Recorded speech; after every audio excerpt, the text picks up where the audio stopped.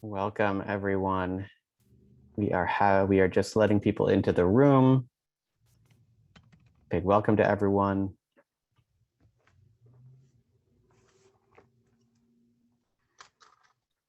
Our Future of Ag Commission members were just finishing up another meeting, so we might have a little bit of whiplash. Welcome to our other colleagues from the Climate Council and the PES work group. Good to have you here.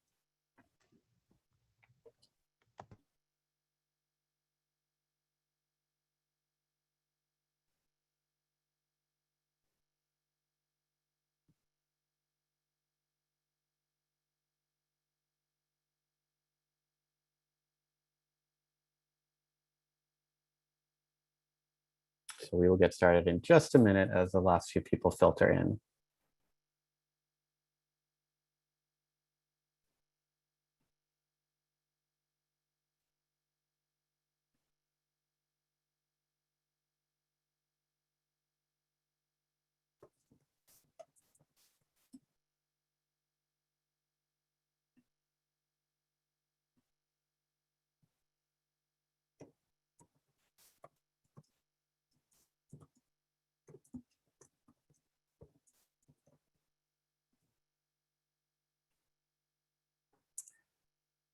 Okay, so as the tech host, I think now turn it over to our actual host, Secretary Anson Tebbetts is going to be moderating this discussion. So we still have a couple people filtering in, but I think we are close to critical mass, and I see our panelists as well. So Secretary Tebbetts, you can feel free to take it on, get started, or if you want to wait another minute or two, the floor is yours.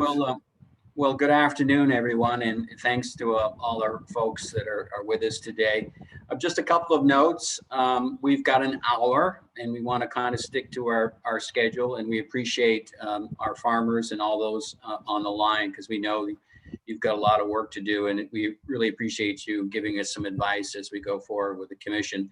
I'm Anson Tebbetts with the Vermont Agency of Agriculture. This is being recorded because we may want to distribute it widely to some other folks. So just keep that in mind, that we are recording it, and it will be appearing for other people so they can learn and listen from us as well.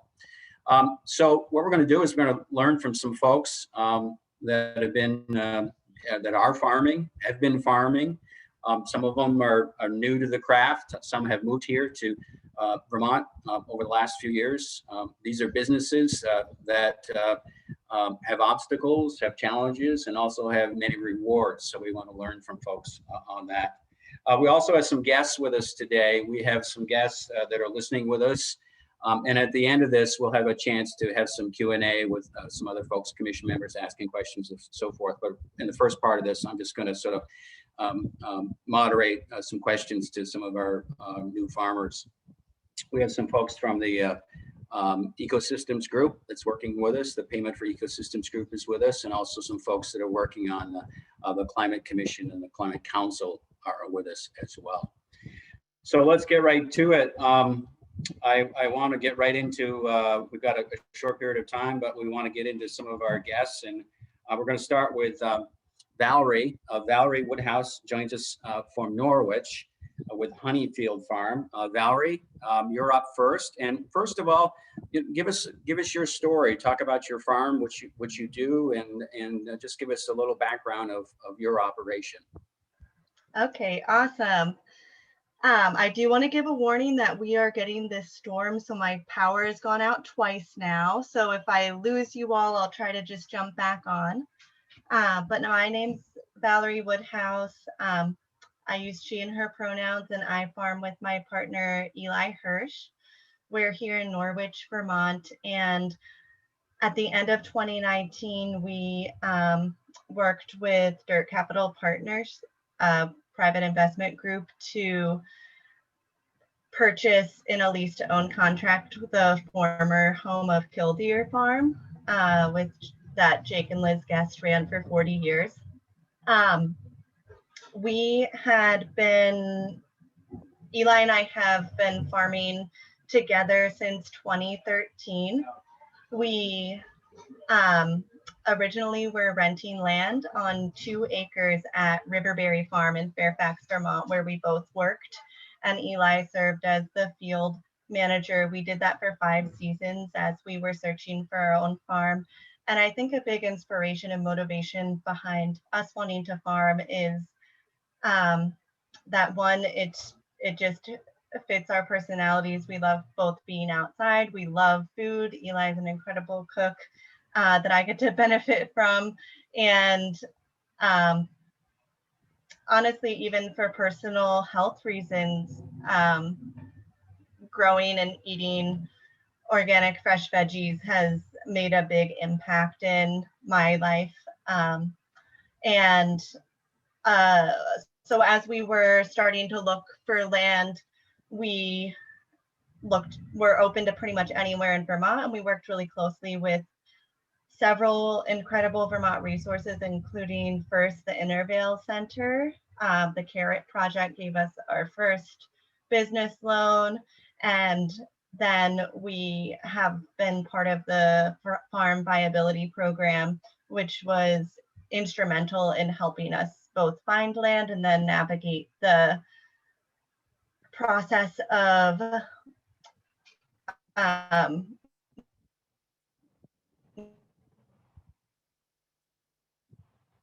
Did we lose Valerie, or is that me? I think she is frozen. Okay. Well, why don't we get back to Valerie when we can? Let's go from, she may have had an interruption of power, she mentioned. Julian, are you there? Julian is from Champlain Valley Hops and from Starksboro. Julian, tell us your story. Hi, can you hear me? I can. My name is Julian. I'm farming in Starksboro, like Anson said. I got into farming in college because I noticed all the different problems that there are with our current farming system in terms of environment and economics. And I was just reflecting on that for this discussion of kind of how I got to where I am.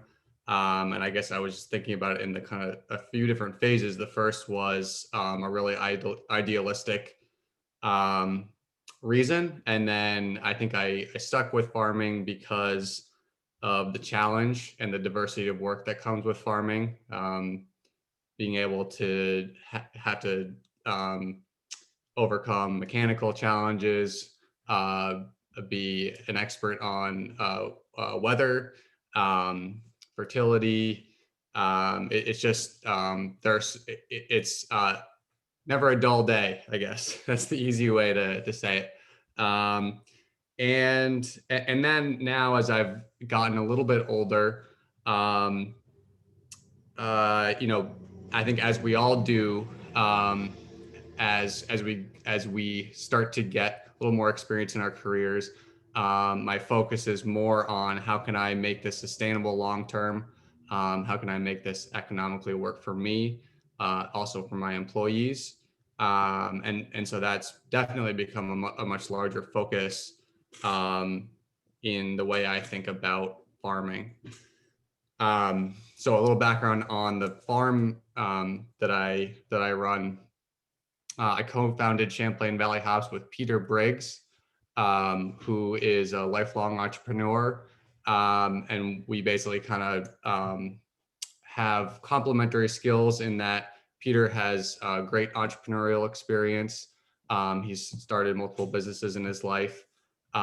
He's had relationships with banks before and was able to navigate the financial landscape. And I have experience specifically growing hops from my work with Heather Darby at UVM Extension. So in 2018, we decided to team up and start Champlain Valley Hops. We're now growing 37 acres of hops in Starksboro, which makes us the largest hop farm in New England. The scale of farming of hop farming is much larger out west but we're a unique business this side of the country. To give you an idea of what that means, a little bit of hops goes a long way. Last year we harvested enough hops to brew 4 million pints of a switchback style beer, or about half that many double IPAs. And yeah, is that That's a good. intro? That's great. We'll get back to you in some more detail in a minute, Julian. But I think a couple of things we're hearing already. One, we're hearing about our entrepreneurs love the outdoors, love of the land, love of commitment to their community. But we're also hearing a theme of financing and financial literacy and how to pay the bills and how to do that. So we're hearing that theme already in our first two guests. We're going to head to Brattleboro now. And Ashlyn Bristol is with us from Reebok Farm. Ashlyn, are you with us? Yeah, I'm here. Can you hear me? I can hear you. Great. So you're up. You have diversified operation with your farm. So head your way and tell us your story. Great.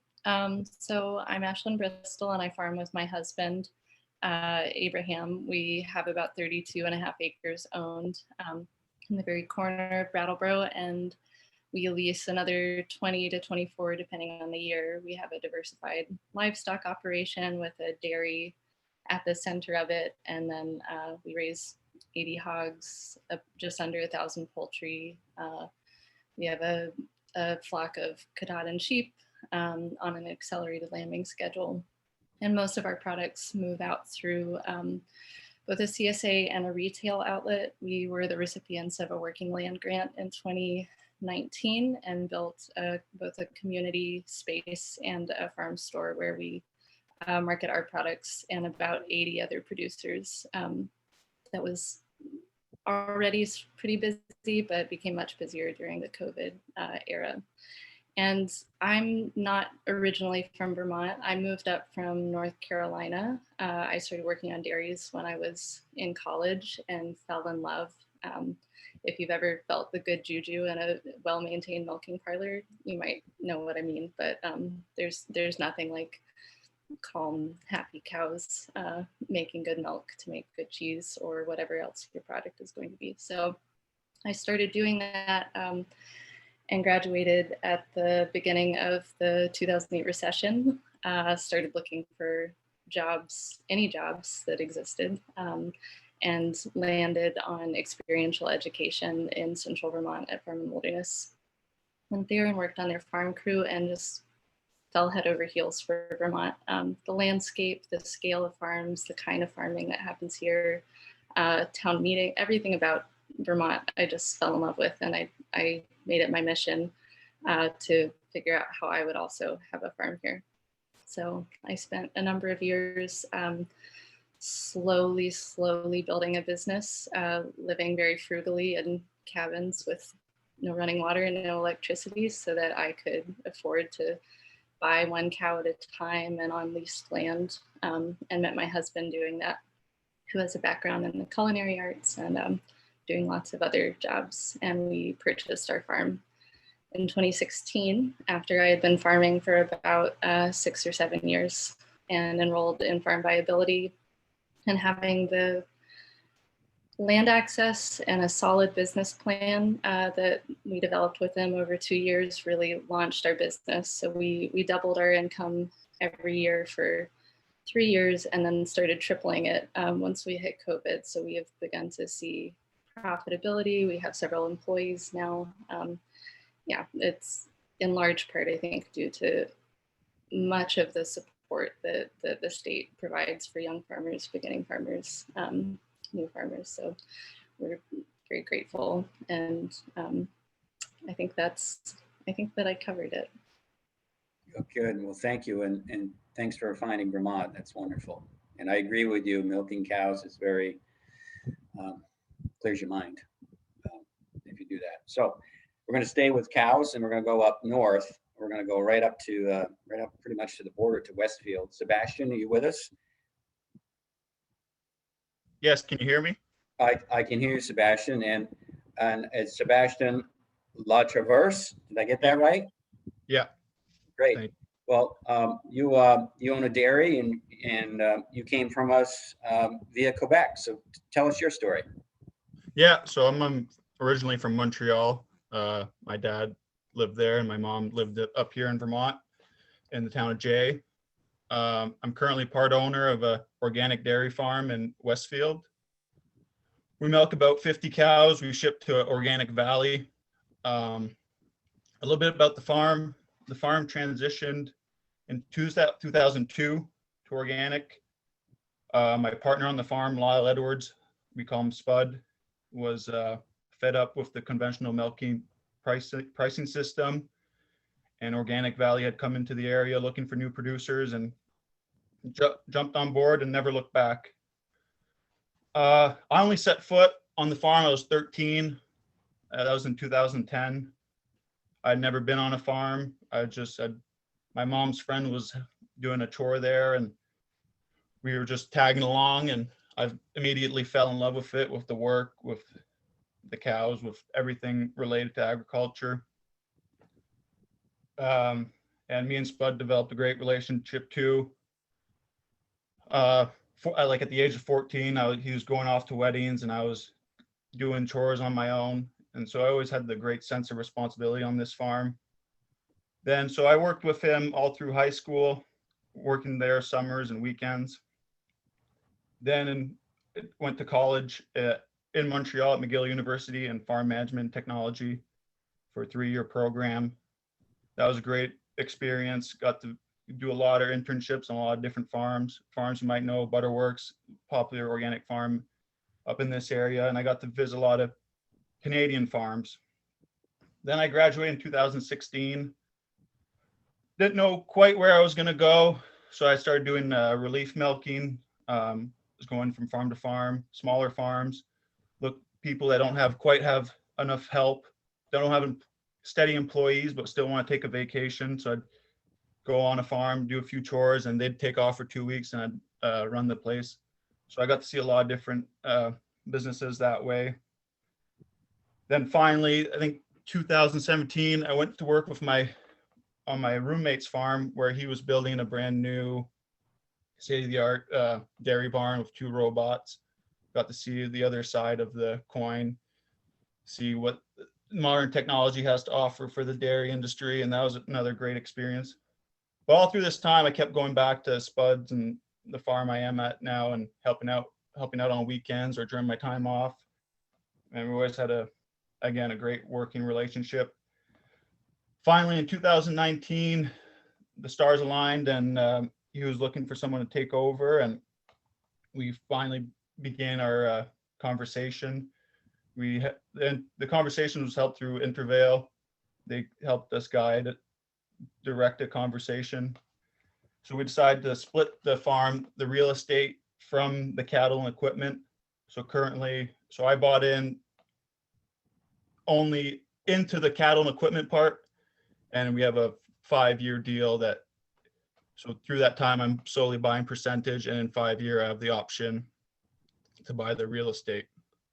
So that's kind of where I'm at. My farming career down 1 year. COVID was at first stressful, but then, a lot of good programs came out of it, and it was actually a great year to start a dairy business. Good. Well, thank you. Yeah, that's another thing we're hearing. We're hearing that there are services out there for folks, and our panel has used some of them, and also they've used their neighbors and their and people around them to help them navigate, agriculture. So I appreciate that. So from Westfield, we're going to head to Bridport in Addison County, and we're going to talk with Gregory from the Understory Farm. Gregory, you with us? Yeah, can you hear me? I can. Go ahead. Yeah. So great to see you. And Gregory, talk about I see some plants behind you. That must be part of your business, huh? Yeah, we're in the floriculture business. So cut flowers is our business.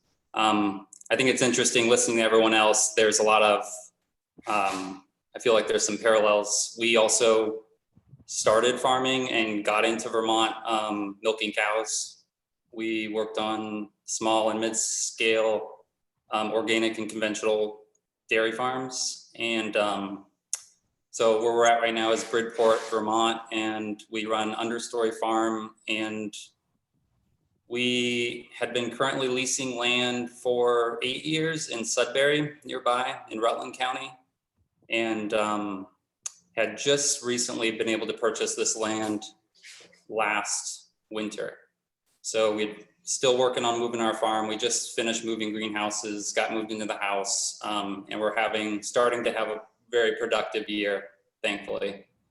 But our story is that my wife and I met in northern Arizona, and we were working on a ranch, milk cows out there, and started our first farm business growing salad greens. Started our family, had our daughter, and got an opportunity to manage a farm in Massachusetts. Moved across the country, milk cows in Massachusetts, worked our way up to Vermont and milk cows in Vermont, and eventually had an opportunity to lease some land and start something of our own. And we had done a lot of different things. We'd grown vegetables, we'd done livestock, we'd milked cows, and I can't remember what year it was, but it might have been 2015 or 16 where we went through the farm viability program. I think Ashlyn mentioned that too. And that really changed our business. We were able to look at the profitability of our different enterprises that we had. And particularly at the time, we were focused on pastured pork and the cut flowers. And when we looked at that analysis, we noticed that the pastured pork enterprise, even though we were getting a premium selling our pork to New York City restaurants, was ultimately our net profits just didn't compare to our cut flowers. So we decided to jump headlong into floriculture. And now we grow about 50 different varieties of cut flowers. We grow in greenhouses and in the field. We are about 4 full-time employees, including our family. And we're a growing business. We've been growing for the past 6 years and expanding. And we see a lot of growth and a lot of potential for cut flowers for our business and for other businesses. It's a huge market, and it's a huge untapped market that is underrepresented and has a lot of potential. So yeah, that's our story. Great.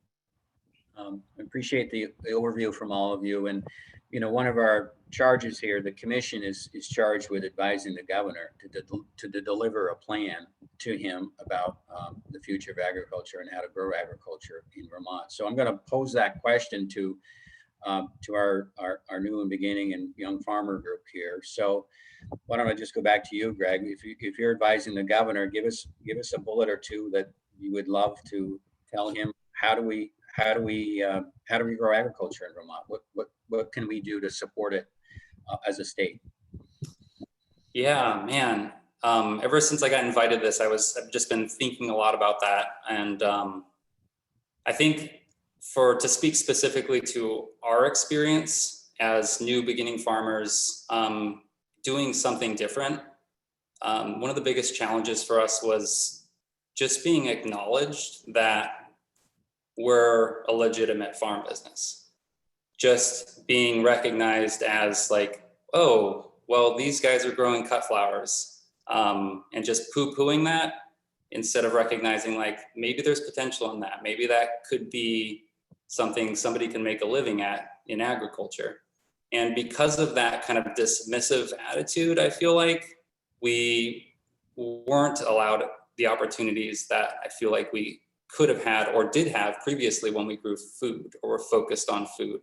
Not to say that food isn't important, because it is. And I read that the outline put out by Farm to Plate, and I think it's great. And it's very food centric and food focused, which makes sense. But I think there's a big place for other types of agriculture too, in the sustainability of the overall agricultural economy in Vermont. So for example, one of our loans we got to start our business was the Vermont Farm Fund, which is amazing. We've gotten 2 loans through them, and that's been super helpful. But our first loan, when we put in that application, the immediate reaction was like, whoa, wait a second, you guys aren't growing food. We got to take this back and talk to everyone else about this to see if we can give you this loan, because we only focus on food and fiber. And thankfully they were able to give us that loan. But also with the Vermont Land Trust, we were able to buy this land, and we're super grateful. It's amazing, through the Vermont Land Trust. But there was a lot of hesitation around, should we offer this piece of land to a farm that's not producing food? And so I think when I was thinking about things I would suggest to the governor, and when I was talking to my partner about that, I think that there's just a lot of potential for some more creative thinking around what the future of agriculture can be. Because, not to say that there's a very tunnel vision perspective on agriculture right now, but I just think there's room for more creativity around how we can perceive it and the types of enterprises we should include and help fund and help support in the state. Yeah, and I think you would speak to the, the horticulture. Any weekend you can drive around Vermont and you can see the parking lots full of people buying. Particularly the last couple of years, I think it's been, a lot of people are really into gardening, really into plants and berries, and enhancing their homes and their real estate. So it probably speaks to that. Ashlyn, why don't you give it a try? What would you tell the governor? That was a really interesting point, Greg, because I think we've had a similar experience. We're livestock and raw milk producers, and I know that raw milk can be sort of a hot button issue, but because of that, we end up getting sort of, people will drive up to our farm, which is a hill farm, a very, very steep hill farm, and ask where our fields are and what vegetables we produce. And sometimes we find that it's very limiting in terms of applications and access into it's, I don't want to call it a lack of imagination, but it's like there's a limited approach. Which was sort of a piece of the bullet points that I came up with when I was also talking to my partner and thinking about what I would say. And I want to see a support of regulatory pathways for young farmers. I think that's part of what drew me here. I think it's a part of the success of my story. Coming from where I'm from, my parents both died when I was young. I had no financial support coming here at all. And so the ability to slowly grow my business and the regulations that supported that, specifically, dairy is my true love. It's the thing that I want to do. And I could not afford a turnkey operation. I couldn't afford, I couldn't afford to even work on other farms and buy my own farm. I had to work in agricultural processing. So I worked in a spinnery, and I worked in a fermentation business for a while to get a high enough wage in order to leverage into purchasing a farm eventually. And so being able to sell raw milk for me was a piece of economic justice. It was a piece that ushered me into a business that I've built that hopefully next year we'll be able to expand and have a pasteurizer and have pasteurized products. But I wouldn't have gotten to that point without the regulatory support that let me move in as a disadvantaged young person, as a person with no family privilege or very little family privilege in terms of finances, in terms of getting me onto land or already having a land base. I know it can be a bit of a hot button topic. And I think for good reason. I think that there needs to be a lot of safety buffers in place, but that was such a big piece of my own moves towards building this business that I want to see lots of creativity in that and lots of thoughts about what kinds of people we want to see on farms. I think the same is true for, the same applies for racial justice, for getting more BIPOC people onto land and farming here. There have to be those pathways that allow people that don't have access to capital or large amounts of capital to move onto land in our state. Thank you, Ashlyn. and we've heard a lot about, access to capital and maybe some of the people, financing operations. Maybe we need to work on being more creative and introducing them to different ways of agriculture, because we have a rich history of course, dairy and maple and et cetera, but maybe there's some models out there that they're not used to, and that may tend to be in some of the, the federal or state financing opportunities there. Valerie, were you able to get back to us, Valerie? I don't know. I know you had a storm down there. Are you with us? I'm back with you for the time Okay. being. Seems like the So- storm has passed. I don't know if you heard the question, but the question was, we've got to give advice to the governor. So it's to grow agriculture in Vermont. So what would you got a few moments here. What would you tell the governor to, grow your business, but also grow other agricultural businesses in the state of Vermont? Sure, and I missed all but the tail end of what the last person was sharing, so I might be repeating things. I think that the biggest challenge and barrier for our farm was just affordable farmland and finding access to farmland and lenders that would work with us.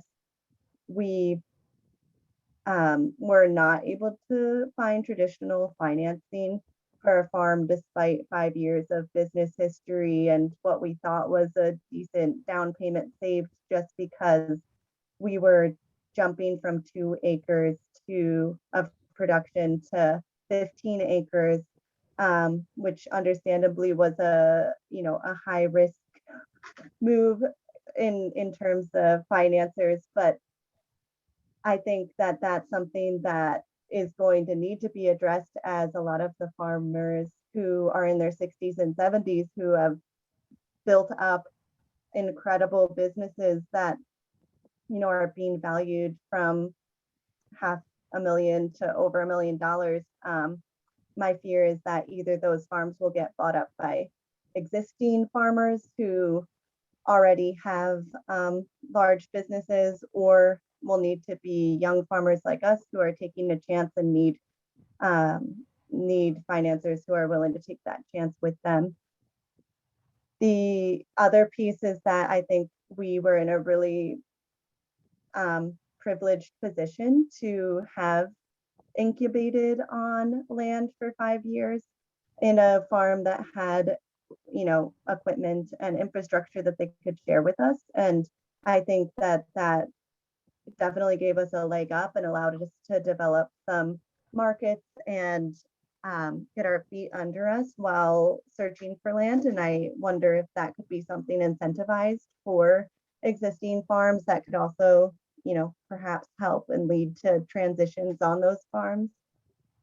I heard the last person just sharing about, addressing the racial inequity on Vermont farms, and just looking at those who are buying up farms, they're starting their own farms, typically look like me as young white folks, and just wanting to be conscious of that and think about other pathways to land access and who we're supporting into those transitions. And lastly, I think just, looking long term at what we as business owners are able to provide. I know that for myself, we're, providing as livable of a wage as we can, but I know that that doesn't meet the standard for livable wages in Vermont. And it's really difficult to picture how my partner and I are going to be able to eventually take the leap and not rely on state health insurance and getting to access different kinds of subsidies to help with, heating our home and getting the food we need, especially on our off months. And I think a lot about, if we want to start a family or eventually grow big enough that we don't qualify for these forms of assistance, that's going to be really challenging, especially in terms of healthcare. And wishing that we could extend those types of benefits to our employees. Yeah, I'll leave it at that for now. Well, thank you, Valerie. Julian, take a stab at it. What would you tell the governor to grow your business and other businesses around you? Sure. Yeah. It's been really great to hear the perspectives that we've already heard already about land access and who has access to. Hard for everyone, and still yet harder for many folks who don't look like us. I wonder. I guess one thought I had there is that I know I've benefited from a lot of I guess mentorship roles of people who I knew, and wondering whether there might be ways in which more people could have access to mentors who are, I guess, generally people who come from privilege have great access to networks and people who can provide that kind of mentorship. And I wonder how, as the state of Vermont, could help kind of provide those kind of resources to a wider group of people. And I think another really big thing that I think is important to mention is that if farms were able to have more income, a lot of these problems would be a lot easier. And there are, I guess, kind of two ways that I would think about how you could increase income on farms. One is that people pay more for the products that we produce. And I really think that that's a super important thing, but it's kind of a global issue. I recognize that Vermont doesn't exist by itself. And so we can't just hike up all of our prices and expect that the whole world will be okay with that, or that we won't have kind of outside pressure. But I do think that there are ways in which Vermont, and Vermont is good at this already, can support the Vermont brand so that our products can be sold at a premium because they're viewed as very high quality. Labeling for us as hop farmers, we feel, or I'll just speak for myself. I feel like many consumers in Vermont and in New England have never really thought about whether there are local ingredients in the beer that they're drinking or not. With vegetables, it's I think common for people to think of it that way when they go to the grocery store. But I think I just don't think it's crossed a lot of people's mind that they kind of think, okay, the beer was brewed locally, so that seems like a local product. But in reality, 99% of the ingredients come from the Pacific Northwest, or for hops, or the Midwest for grains. And so I think labeling is super important, and consumer awareness is super important in that way. The other way to increase income on farms is to have other streams of income besides getting paid for the things that we produce, or the physical things that we sell. So other products that farms or other services that farms are providing to the entire community are carbon sequestration, water filtration, and in Vermont, where agritourism is super important, we're providing the aesthetic that makes it attractive for consumers to come and eat and drink in Burlington, to go to the local ski areas. So I think it's important to recognize that farms really are subsidizing or supporting those businesses as well. And I won't pretend to be the person who knows exactly how you create a financial incentive for that, but I think it's important to recognize. And I know that payment for ecosystem services is becoming more of a real thing that people are experimenting with. I know that, so land conservation is is basically in a way doing that, right? So if a farmer is agreeing to abide by certain practices and not to develop their land in exchange for money. But I think that model probably could use some evolution, because it doesn't, and just watching the other businesses that have done this, and Valerie talked about, these businesses, organic vegetable farms that started in the 70s that are now these great businesses. And I think the one of the reasons why those farmers have been successful and will be able to hopefully retire comfortably is because they were able to conserve their farms and get a one-time payment. But the next farmer who's on that land will not be able to do that. So it seems like kind of a bad deal to get a one-time payment for a service that you provide to the community for forever, like not even for your lifetime, but for generations. And so I wonder, in what ways can farmers get paid yearly for services like that? Thank you, Julian. We're going to open it up to questions here in a few minutes, but before we do that, I wanted to go back up to Westfield. Sebastian, you're advising the governor. What would you tell him?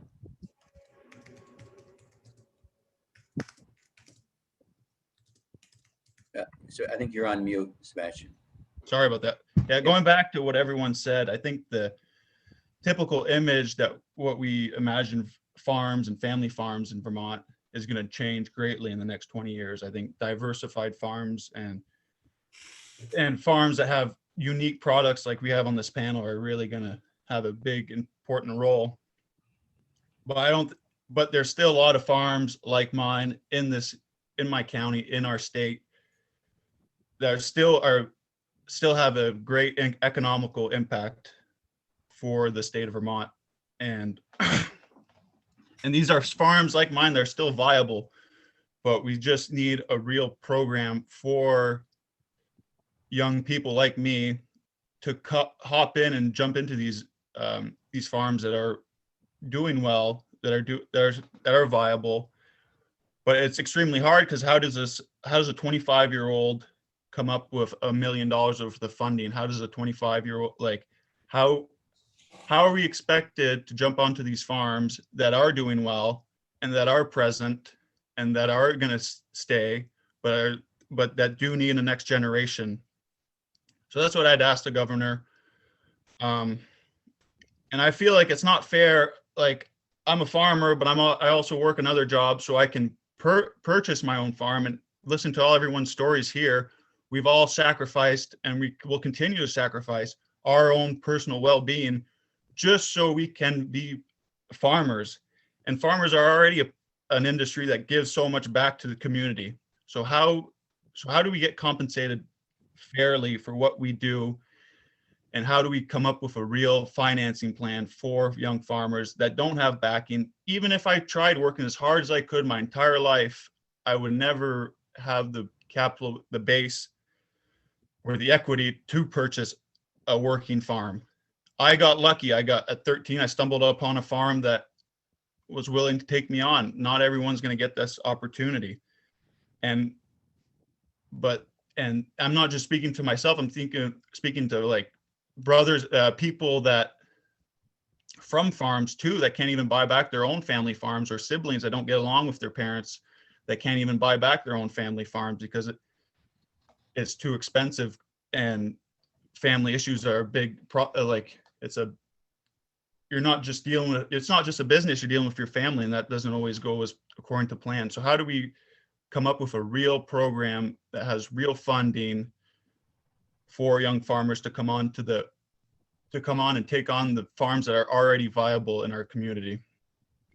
Going off what Julian was saying about carbon sequestration, in 10, 20 years, farmers are we're not just going to be producing food, we're going to be producing carbon units. Carbon units is defined as a ton of carbon absorbed from the atmosphere. And as governments pressure other industries to lower their carbon emissions, there's already a market for carbon units right now. We're we're going to be in the position in agriculture to sell what we secrete from the atmosphere to other industries. So how do we get set up for this emerging market? I think is something we got to look into. How do we set up our farms? How do we promote our farms to change our management, change our ways of doing things, that we can be create an excess of, have excess carbon units for our industry and then sell it back to other industries that don't need it. So, I mean, that's briefly summed up, but the future of ag is going to be really exciting in the next 20, 30 years, because we're one of the only industries that can actually absorb carbon from the atmosphere. And I think Vermont, especially, our values, our social, our economical goals go hand in hand with what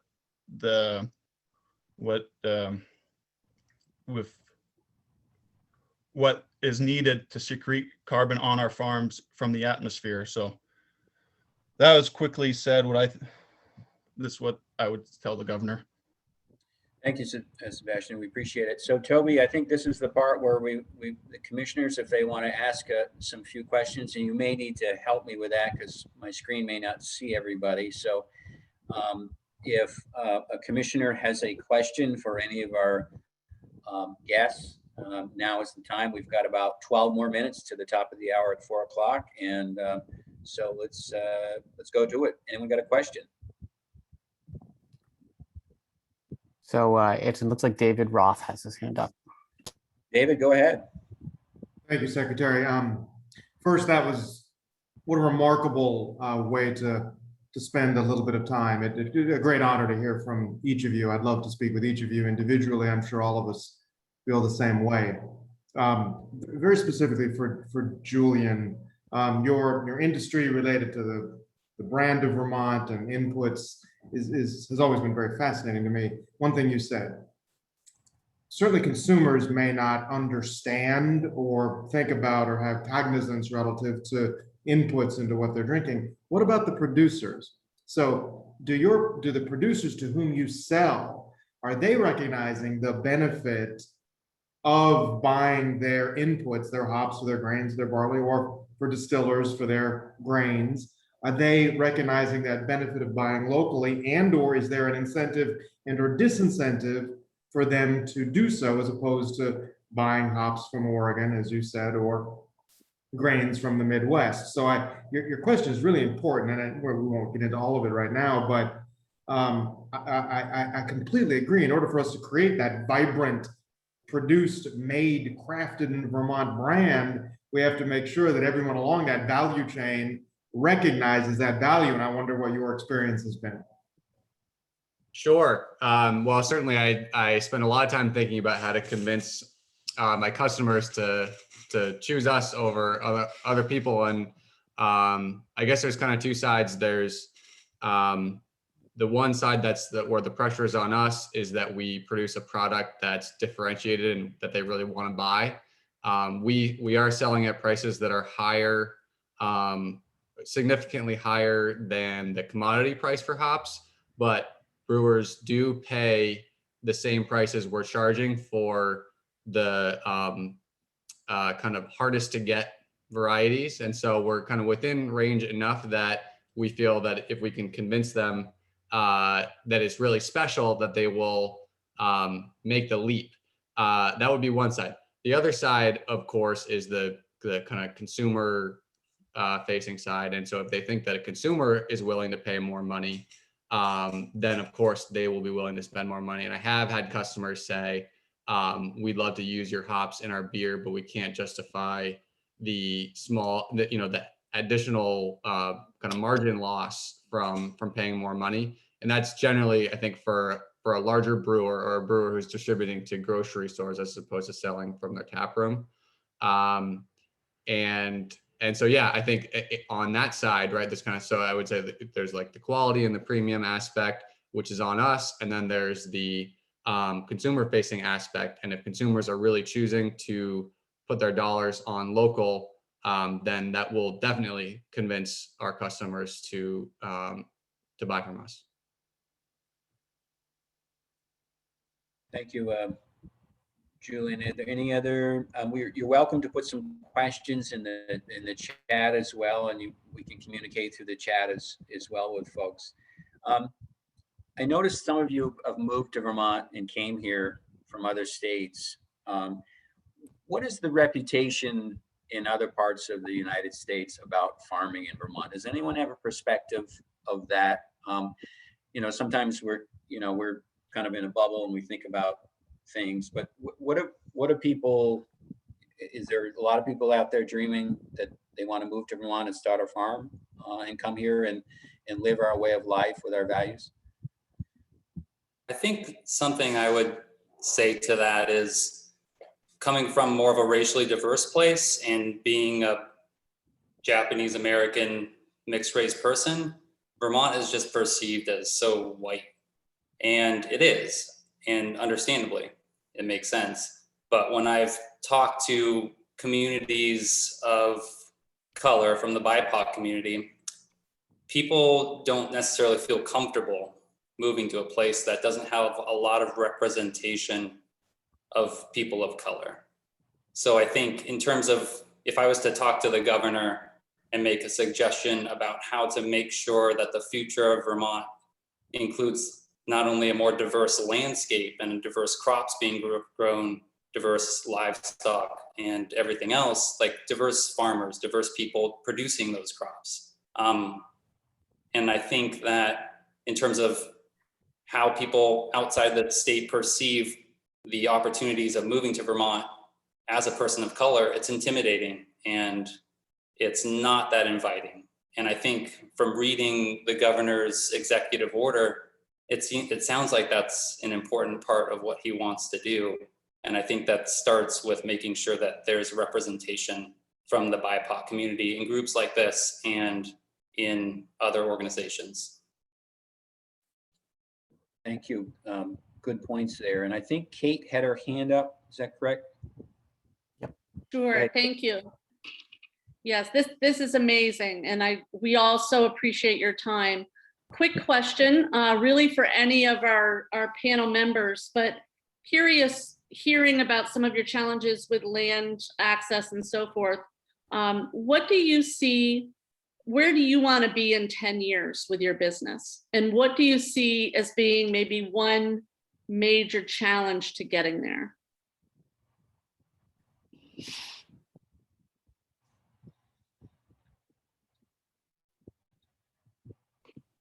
Anyone thinking 10 years out, 5 years out? Go ahead.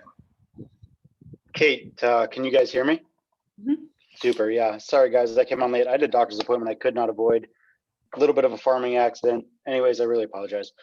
To answer your question, you know, where I'd like to see my business, Grass Cattle Company, be in 10 years is expanded on, you know, a few more farms. I think there's a lot of infrastructure in Vermont that is really well suited to raising cattle, and there's a lot of fenced in land here, and I'd love to be able to put that to use. And one of the challenges that I've just learned about farming, you know, what I call ranching in Vermont is even explaining the difference of those two things, and also accessing low interest capital through the traditional ag lenders in the state has sometimes just been, it was a learning curve for me, and I think it was a learning curve for some of the folks I work with to learn about my model of raising cattle and my business model. And I'm also a new young farmer, and so I'm a risky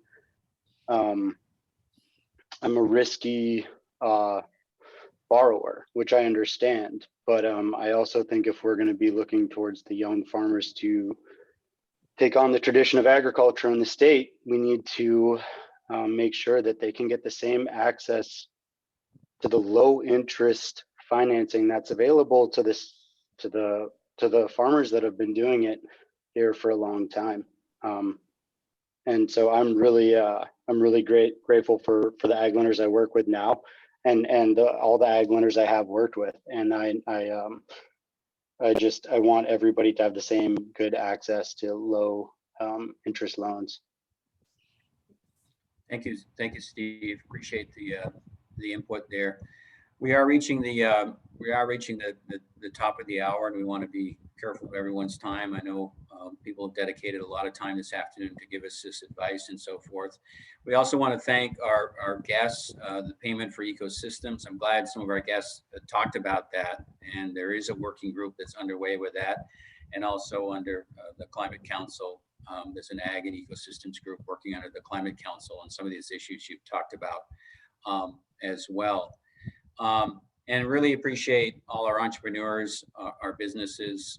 We extremely appreciate your time. We value what you're doing. We know every day is different. Every day is difficult. There are challenges, there are disappointments, and there are tremendous rewards working the land and taking care of animals and your families and so forth. So we appreciate what you're doing.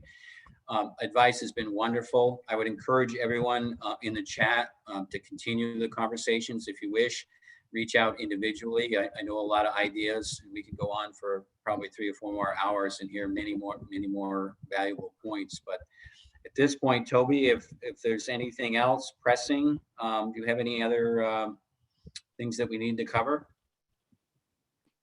No, Secretary Tebbets, just want to echo my thanks to you for the very capable moderation, to our panelists for really stimulating some great thinking for us. I think this has been extremely valuable for our commission. And then, of course, to the Payment for Ecosystems Working Group and the Ag and Ecosystems Group from the Climate Council. Great to have you both here as guests, and we hope that this has been useful and valuable for you as well. So a big thank you to everyone. And Secretary Tebbets, the floor is yours for the final word.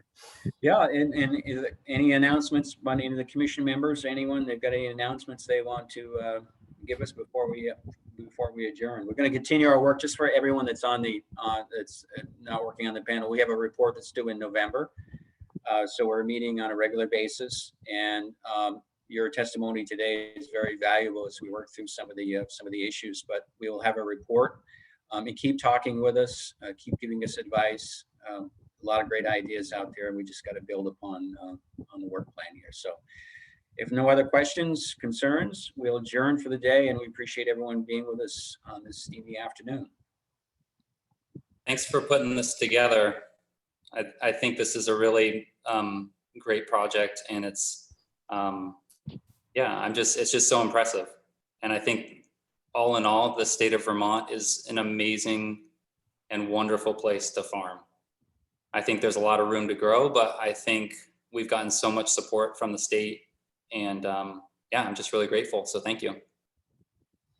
You bet. Thank you. Thank you. Thanks, everyone. Take care. Bye-bye. Bye, everyone.